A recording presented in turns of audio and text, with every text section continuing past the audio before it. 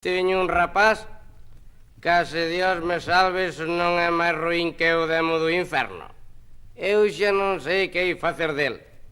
Se matalo ou deixalo. Tanto lle ten poñerme lumo ao palleiro como a apedrear máis galiñas ou roubarme os pitillos da chaqueta que xo ten feito mentres eu durmo. Outro día estaba eu na eira botándolle unha infesta ao arado.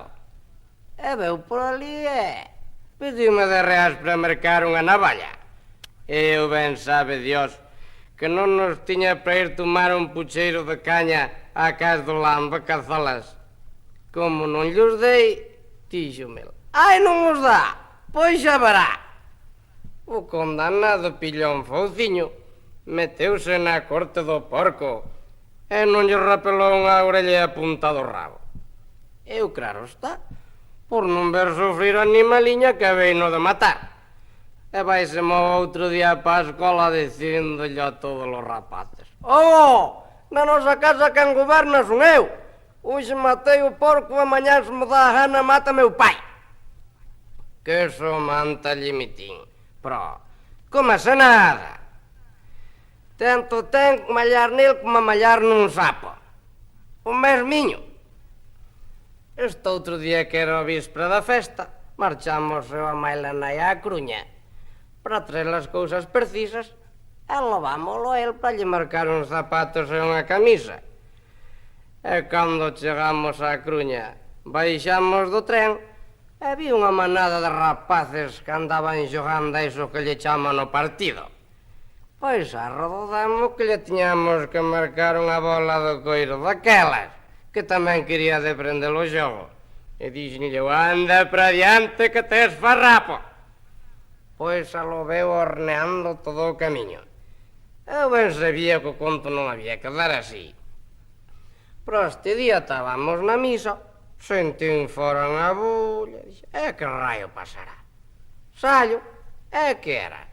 Que os gaiteiros pousaran os seus tormentos enriba do valo do adro, abaixeme el botalle as mans a unha gaita, arrincalle de fol, couce para acó e couce para acolá, puxello que non valía nin para apañar.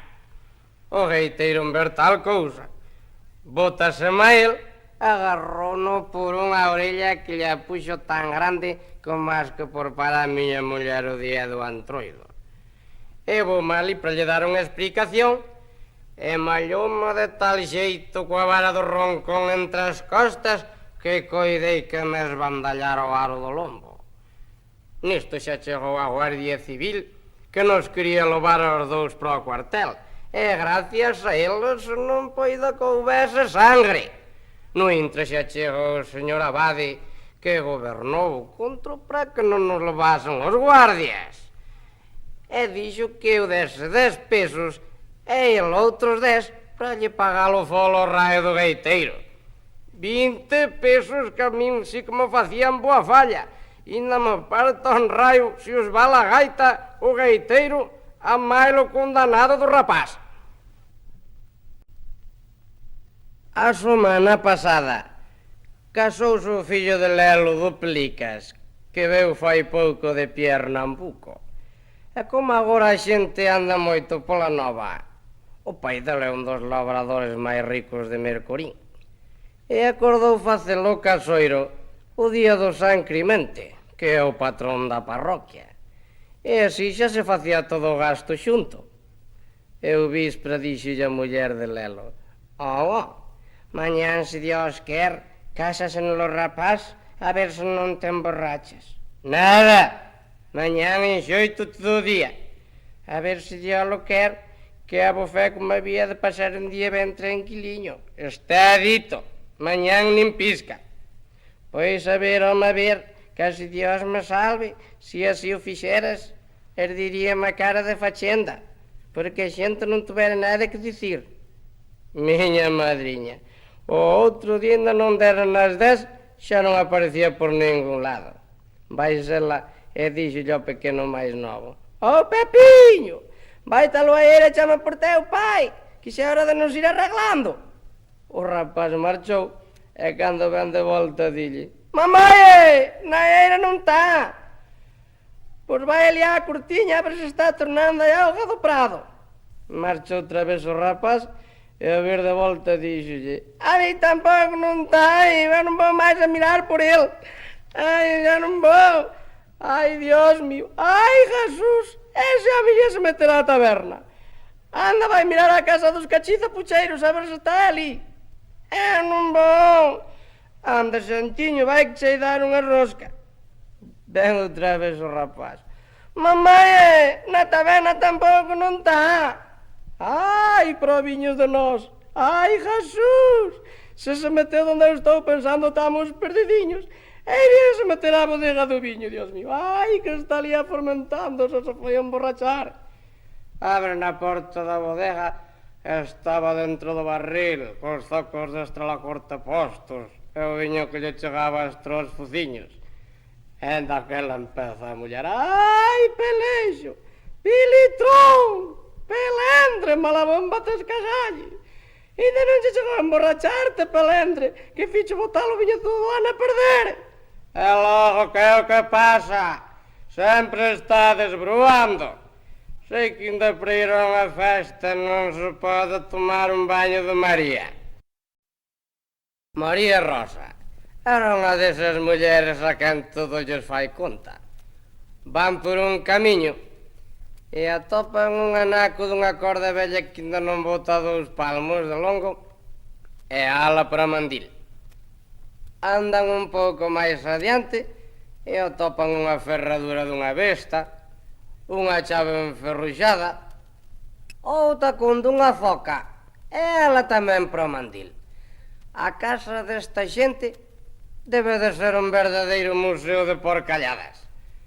Parezo-lles pouco os tercos que levan en riba do lombo, que indo carrexan tamén para a casa. E María Rosa Proviña era máis papanta que un can de palleiro. De todo lle había que dar a prova. Entrou este outro día nunha taberna e dixille ao tendeiro: «Ó, Santiño, e vostede terá bacallau a vender, dese que sea unha miaxe a bo?» «Sí, señora, canto queira, ali está colgado». «Amais sei que o ten, pois, tire unha rechiña por aquel lado a ver que tal está».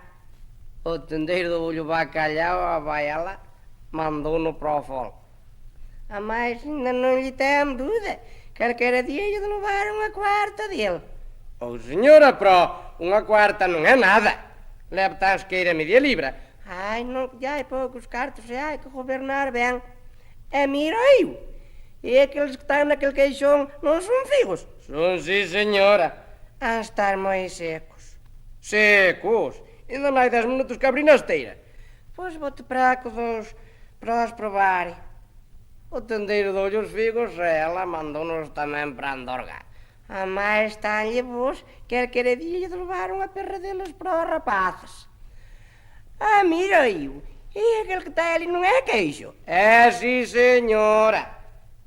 «Pois tire-lhe unhas faragulliñas para ver que se cadra está moi dura e eu tiña poucos dentes». «Toma o queixo, vai-se-me daí». «Ande, Santiño, bote-lhe dar, tire-lhe un pouquinho, señor, ande, non sea malo». «Toma o queixo, alárgase». «Amais está-lhe bo, calquera día lle levar tans que era honral dele. A non me fai o favor dunha pouquiña de auga». «Toma a auga con raio, alárgase-me xa». «Ande, Santiño, non se enfade, bote-lhe unhas filerepiñas de azucre». A Proviña facía sempre así, pedindo isto, pedindo aquel outro, para salir dali coa Andorga chea, e sen gastar un patacón. Posto outro día se le donlle malas contas. Entrou con unha receita na botica, e ali como non había queixo, nin figos, nin bacallau, acorreuselle pedir un refresco. E resulta que ali había outra muller que iba a buscar un purgante para unha becerra. E o boticario estaba despachando. Pouso nun riba do mostrador, mentras iba dentro buscar un papel para envolver.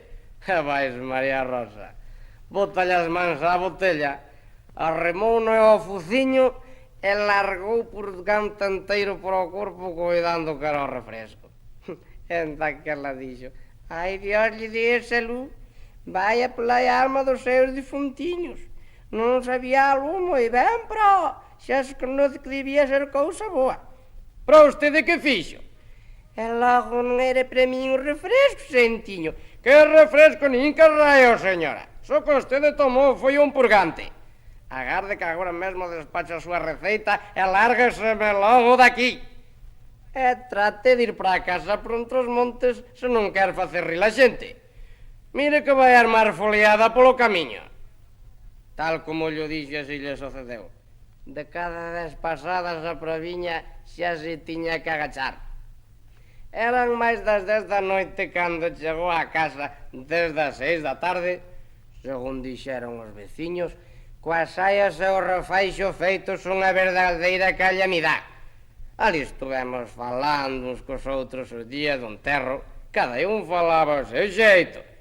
Pero eu, aunque son moi burro, nin son médico, nin lle ven facer a autopsia, podo vos asegurar que nin unha tripa lle quedou dentro do coiro. Trátase dun primo meu que está de mecánico na Cruña e casouse cunha rapaza desas da aldea que teñen o Río Grande e 2 ou 3 medas na eira e matan 4 ou 5 porcos ao ano, porque desa maneira é visto que sempre se anda de enchente en enchente e non se gasta unha perra en comer, porque todo mandan da aldea. Pois el tocoulle no medio deso unha sogra que o que lle enche o lombo de fungueirazos. El xa máis dunha vez se quixo desfacer dela, levándoa no coche do paseo, para guindala por un precipicio. Pero co medo de ir el tamén, foise quedando así o conto. E no medio desto acordouse de que el fixo a Milán Sevilla. E ali pasan moitismas desgracias por causa do gando bravo que anda ceibo polo monte. E organizou unha excursión e alo marchou coa muller e coa sogra moi animado para as feiras de Sevilla. E xa estando aló, foronse dar un paseo para preparar a merenda na beira del Guadalquivir. E ali se puxeron moi sentados, moi tranquilos, á beira do río, no medio dunha arboreda moi grande. E ao que lle pareceu, dixolle a muller: mira, nos imos dar unha voltiña por aí, tú anai que quede por paranda a merenda, que nos logo vimos. Usted quedes aquí, que nos vimos de contadiño, sabe? E le iba dicindo para si, quedes aí, pero xa veremos onde estás cando veñamos de volta. Aló marchou coa muller, engada que engada nela, para que non se decatase do que lle iba a pasar á proviña de súa nai. E cando veñen de volta, chegan onde a deixaran e tópanse cun prove dun toro subida acima do carballo e a vella en baixo cunha tranca na man berrando como unha tola. Baixa para baixo! Baixa para baixo que te ida a mañar que me parta un raio.